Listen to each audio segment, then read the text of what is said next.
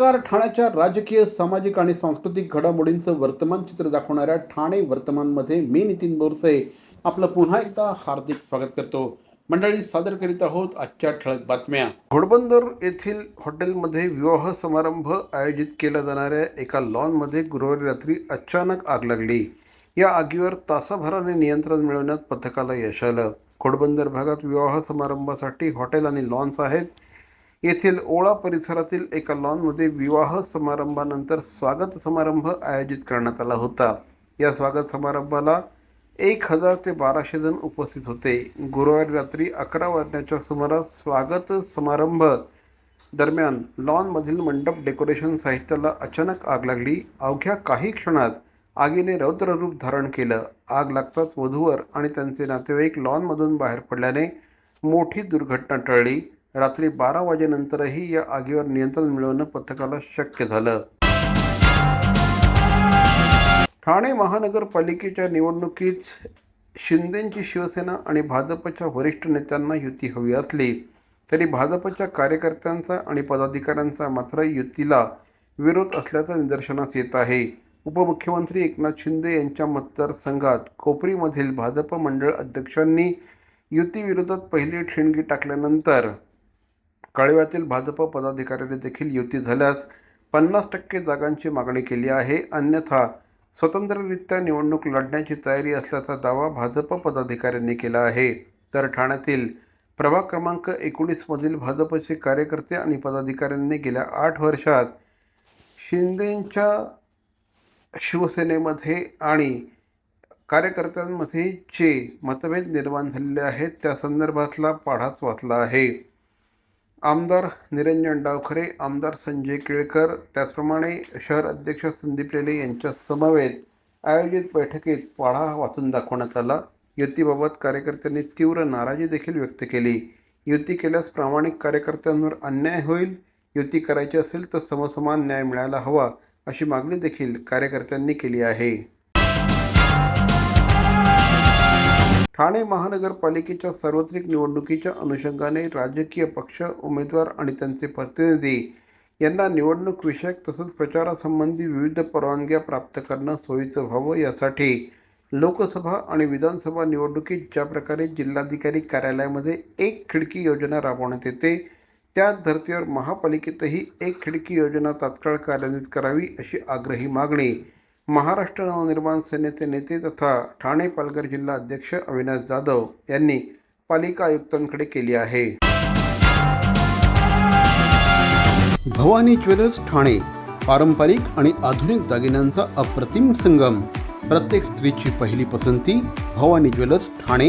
नक्की भेट द्या. CP Goenka International School, nurturing talent at young age for scholastics, sports and performing arts in global perspective. Proud to have world toppers and country toppers in 10th standard Cambridge examinations. Ranked the best emerging school by the Times of India for personality over percentage. CP Goenka is the intelligent choice. Thane महानगरपालिकेचे मालमत्ता कर म्हणजेच property tax भरण्याचे आवाहन.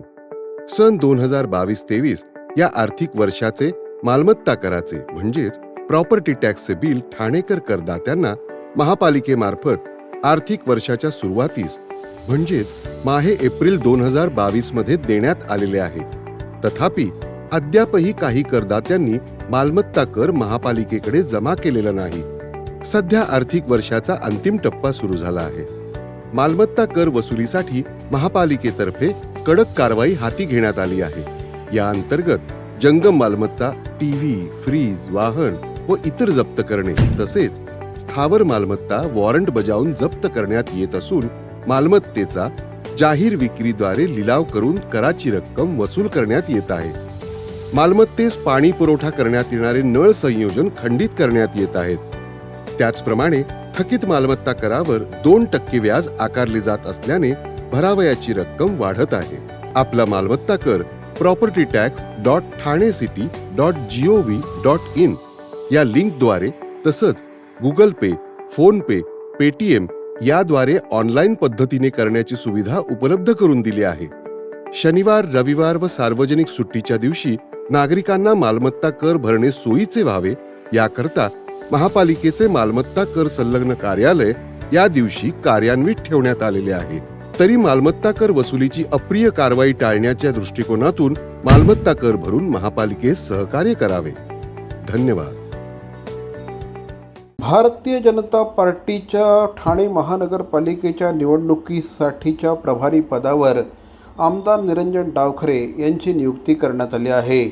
भारतीय जनता पार्टीचे प्रदेशाध्यक्ष रवींद्र चव्हाण यांनी ही नियुक्ती केली आहे. गेले अनेक वर्ष आमदार असलेल्या श्री निरंजन डावखरे यांना संघटनात्मक अनुभव आणि समन्वयाचं कौशल्य आहे. त्यामुळे महानगरपालिकेच्या या निवडणुकीमध्ये भारतीय जनता पक्षाला चांगलं यश मिळवून देण्याचं काम निरंजन डावखरे करतील असा विश्वास श्री रवींद्र चव्हाण यांनी व्यक्त केला आहे. ठाणे महानगरपालिकेच्या योजनेतून शहराला पाणीपुरवठा करणाऱ्या जलवाहिनीच्या दुरुस्तीचं काम बुधवारी रात्री पूर्ण झाल्यानंतर गुरुवार सकाळपासून शहराचा पाणीपुरवठा पूर्ववत करण्यात आला आहे.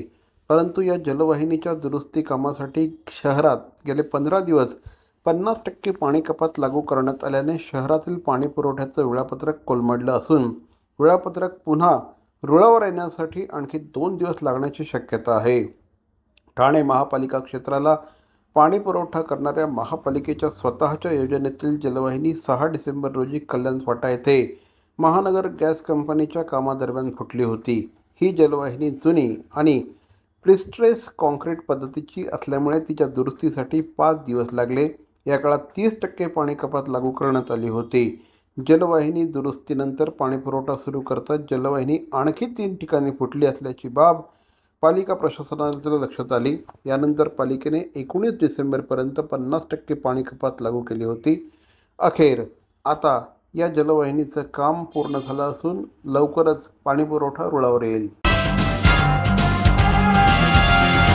तर या होत्या आजच्या ठळक बातम्या. ठाणे वर्तमानमधून आम्ही ठाण्याच्या राजकीय, सामाजिक आणि सांस्कृतिक घडामोडींचं वर्तमान चित्र दाखवण्याचा प्रयत्न करतोय. अर्थातच त्यासाठी आपल्या सहकार्याची गरज आहे. तेव्हा आपल्या सूचना आणि समस्या आम्हाला जरूर कळवा. आमचा पत्ता ठाणे वर्तमान, Dadoji Konde stadium, shop number 16, Khatan road, Thane पश्चिम. दूरध्वनी क्रमांक 9820939420.